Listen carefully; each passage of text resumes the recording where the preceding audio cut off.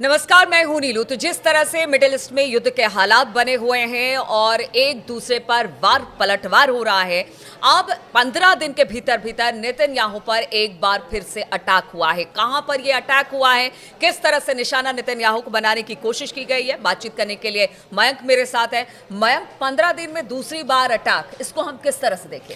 देखिए, पहली बात तो यह है कि पिछले 24 घंटे में हिजबुल्लाह की तरफ से और जो ईरान के प्रॉक्सी संगठन हैं इनकी तरफ से जबरदस्त अटैक हुआ है इजराइल में एक बार फिर।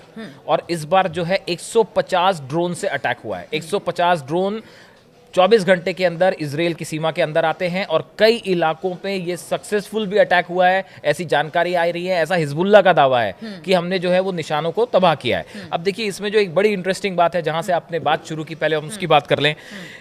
किसारिया इलाका है तेल अवीव में, जहां पे नेतन्याहू का घर है। अब होता यह है कि नेतन्याहू के घर के पास एक ड्रोन आता है जो कि सीमा पार करके आ रहा है अंदर, और नेतन्याहू के घर से थोड़ी दूरी पर ये ड्रोन जो है इससे धमाका होता है। ये धमाका एक कंपनी के गोडाउन में होता है और उसमें आग लग जाती है। सीधी बात थी कि निशाने पर नेतन्याहू का घर ही था, लेकिन ये ड्रोन अपने टारगेट तक नहीं पहुंच पाया, उसके पहले ही इससे धमाका हो गया और एक कंपनी के गोडाउन में आग लग जाती है। ये दूसरा मौका है। देखिए, पिछली बार जो है वो 19 अक्टूबर को नेतन्याहू के घर पर ड्रोन अटैक हुआ था और उसके बाद करीब 15 दिन के अंदर अंदर जो है ये दूसरी बार ड्रोन अटैक उनके घर पे, हालांकि वो नहीं हो पाया, लेकिन उनको टारगेट करने की कोशिश की गई। तो ये एक बहुत बड़ा मुद्दा है अब इजराइल के लिए कि देखिए, 15 दिन के अंदर दूसरी बार इजराइल के प्रधानमंत्री को निशाना बनाने की कोशिश की गई है। और जो हिजबुल्लाह के नई चीफ हैं नईम कासिम, इन्होंने देखिए जैसे ही इन्होंने कार्यभार संभाला हिजबुल्लाह का, उसके बाद इन्होंने सीधी धमकी दी थी नेतन्याहू को और इन्होंने कहा था कि नेतन्याहू पर आगे जो हमले होंगे उस पे हम उन्हें मार देंगे। तो देखिए, नईम कासिम की तरफ से नेतन्याहू को धमकी देना ये एक बात को साफ करता है कि अब ईरान के साथ साथ जो प्रॉक्सी संगठन है इनके निशाने पे भी, हिजबुल्लाह के निशाने पर है नेतन्याहू, पिन पॉइंटेड। देखिए, अभी तक इजराइल की तरफ से जो कोशिश थी लगातार, वो हिजबुल्लाह के जितने बड़े कमांडर्स थे, हमास के बड़े कमांडर्स थे, इनको जो है इन पे हमले किए गए, इन्हें मार गिराया गया। बिल्कुल उसी तरह से अब ईरान और प्रॉक्सी संगठन जो हैं इनके निशाने पर है नेतन्याहू। और ये जो 15 दिन के अंदर, अगर मयंक बात की जाए, पिछले कई दिनों से हमने देखा है कि जो ड्रोन है वो इजराइल के नाक में दम किए हुए है। ड्रोन लगातार इजराइल के अंदर दाखिल होता है, किसी न किसी बड़े अटैक को लेकर इसे ड्रोन को भेजा जाता है और फिर वहाँ पर एक बड़ा कह सकते हैं कि दिक्कत पैदा करता है, या वहाँ पर किसी को टारगेट करके भेजा जाता है। तो जो ड्रोन है ना, अटैक मुश्किल हो गया। अटैक बहुत, देखिए, पिछले जो मैं आपको बता रहा था कि पिछले 24 घंटे के अंदर जो है करीब 150 ड्रोन्स जो हैं वो इजराइल की सीमा के अंदर दाखिल हुए हैं। और इसमें कहाँ कहाँ नुकसान हुआ हम आपको वो भी बताएं। आईडीएफ का मेरॉन बेस है, कह रहे हैं कि इस मेरॉन बेस के पास जो है वो ड्रोन से अटैक हुआ है। कई ड्रोन्स जो हैं वो इजराइल ने तबाह कर दिए, आयरन डोम ने तबाह कर दिए, लेकिन बताया जा रहा है कि मेरॉन बेस के पास जो है ये ड्रोन से धमाके हुए हैं। इसके बाद मतला साइट जो है यहाँ पे भी ड्रोन से अटैक हुआ है। यहाँ पे भी कुछ तस्वीरें सामने आई हैं जिसमें कई इलाकों में आग लगी है और बताया जा रहा है कि ये ड्रोन अटैक ही था।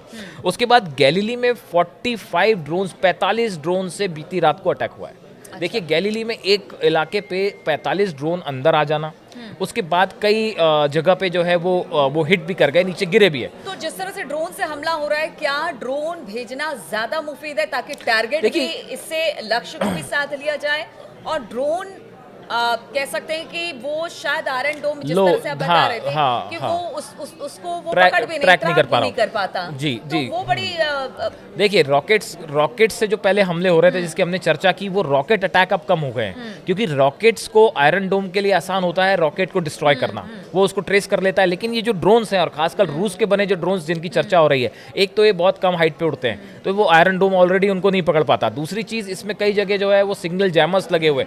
ये ड्रोन्स वो ड्रोन्स हैं जो बताया जाता है, चर्चा है कि रूस की तरफ से दिए गए हैं और ये इस बात में खास हैं कि ये रडार सिस्टम इनको पकड़ ना पाए और आयरन डोम इसे पकड़ ना पाए। इस वजह से ड्रोन अटैक लगातार हो रहा है।